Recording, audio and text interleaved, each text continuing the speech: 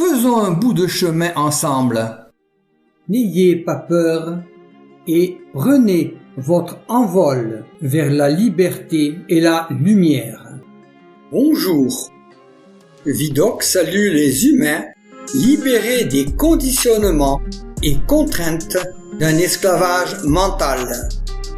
Lorsque nous savons et voulons regarder l'ensemble des conditionnements, tout devient alors très clair. Il y a ceux qui savent, ceux qui sont susceptibles de savoir, en menant leur combat, et ceux représentant le reste. Car, à l'heure de l'information, l'ignorance est un choix. Aussi, l'être humain ne bouge pas tant que rien ne l'y oblige. Ceci précisé, passons à l'introduction habituelle. Ami, entends-tu le vol noir des corbeaux sur nos plaines? Ami, entends-tu les cris sourds du pays qu'on enchaîne? Et la question se pose aux victimes novices. Mourir pour des idées, c'est bien beau, mais lesquelles? Mourir pour des idées, mais quelles idées? La guerre est bien due au désir des puissants, qui satisfont leurs propres intérêts et ceux de leurs confréries, alors que les peuples, ceux qui travaillent et font vivre la société, ne veulent que la paix. Nous le constatons si nous analysons l'histoire. Les puissants, de fait la finance, provoquent les conflits pour asseoir leur domination sur les populations qu'ils gouvernent. Ces populations acceptent plus facilement la guerre si elle est présentée comme une réaction à un ennemi représentant un danger pour ses droits, ses libertés, son mode de vie, ses croyances, ses ressources ou son territoire.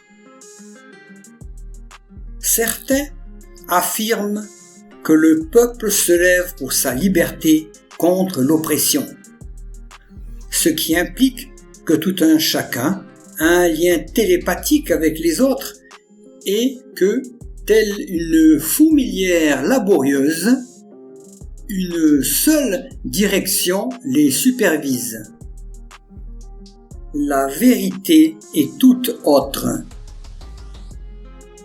Se levant tous les matins pour assurer sa subsistance, si ce n'est sa survie, le peuple laborieux n'a pas le temps pour échafauder des théories et préparer une dite révolution, libération d'un oppresseur, qu'il soit étranger ou simplement gouvernemental.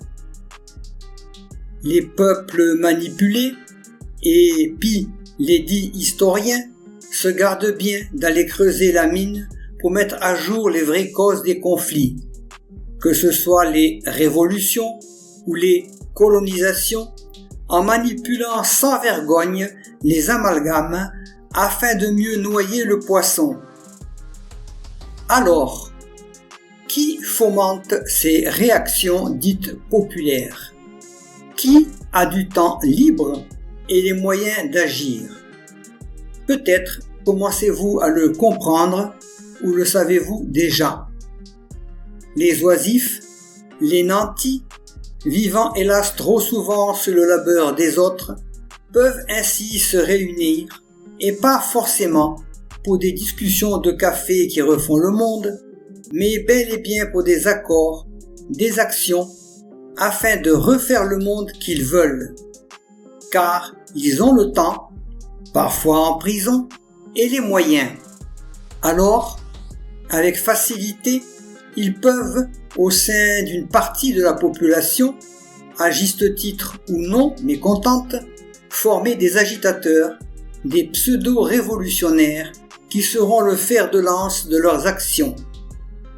Le levain étant mis dans la pâte, des mouvements de foule sont alors organisés, présentés quasiment comme spontanés, avec les massacres qui suivent.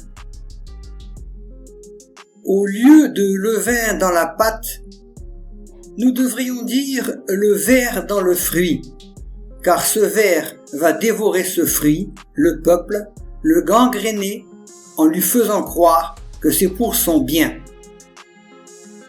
Observez d'un œil critique les révolutions et ce qui en a suivi pour les peuples.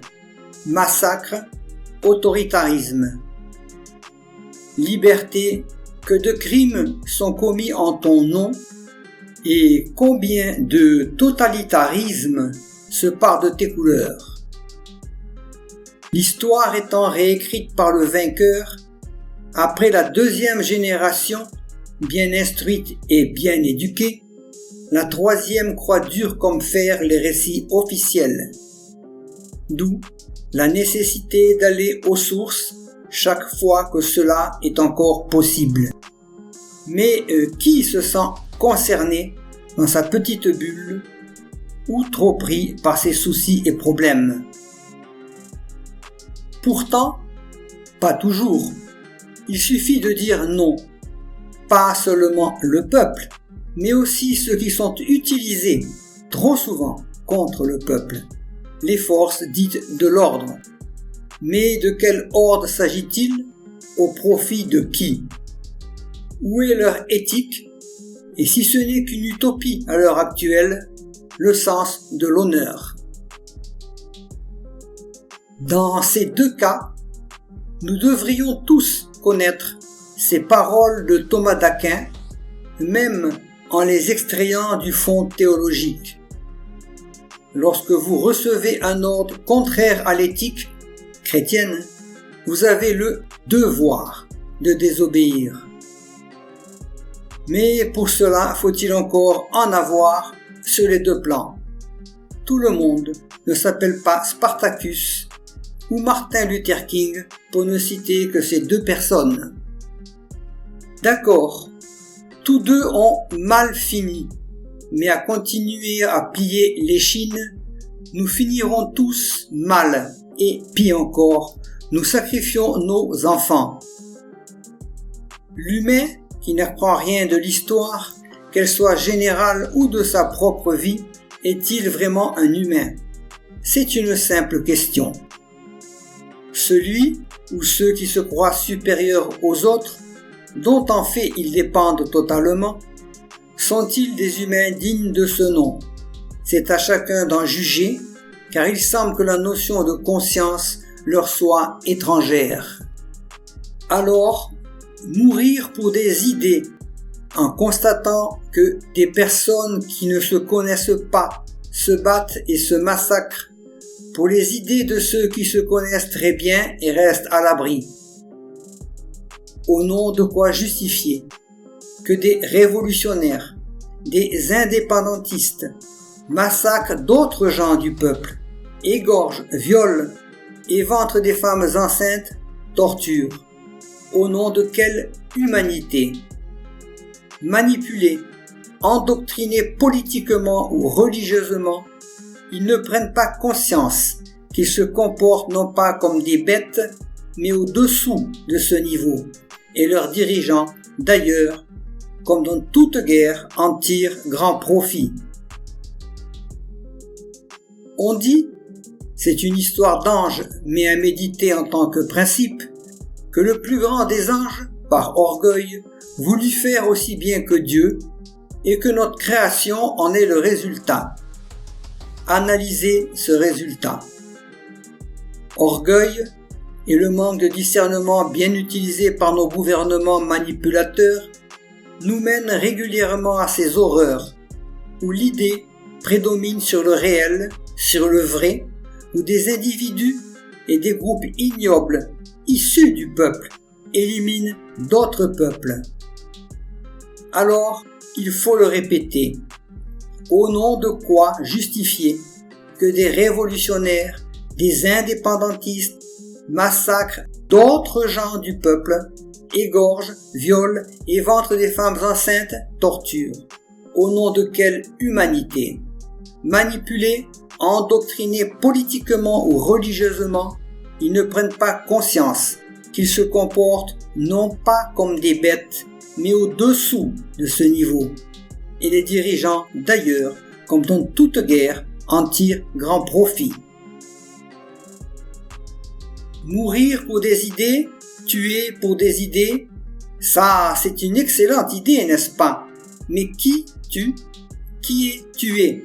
Sûrement pas ceux qui manipulent les idées et formatent les peuples à leur convenance politique ou religieuse. Alors, nous pouvons rêver de dirigeants qui, au cours des siècles, auraient appris à chaque peuple à respecter ses voisins sur pied d'égalité, l'autre sexe comme complémentaire et égal, les animaux comme des vivants à respecter, ainsi que la terre-mère. Car tu n'es que poussière et retourneras poussière. Rejette tout orgueil de te croire quelqu'un, égaux, démesuré, manipulé par des fous. Nous sommes contre toute forme de violence, bien sûr, mais resterons-nous les bras croisés en spectateurs? Si nos enfants, notre compagne ou compagnon, se fait maltraiter devant nous, se fait violer. Tout comme la géopolitique se moque des grands principes et des beaux sentiments, nous devons, nous aussi, nous méfier des idées généralistes. La tête dans les étoiles, peut-être, mais les pieds sur terre. Seul le doute réfléchi est certitude et l'homme sans amour objet de solitude, comme l'a dit l'écrivain Louis Sednan dans Poërmethème. Alors, doutons des idées, surtout reçues, et ajoutons pour finir, tout mène à tout, à condition d'en sortir.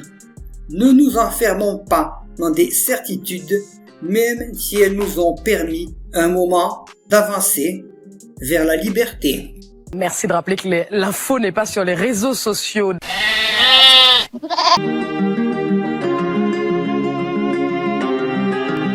ne rater aucun post-it, abonnez-vous.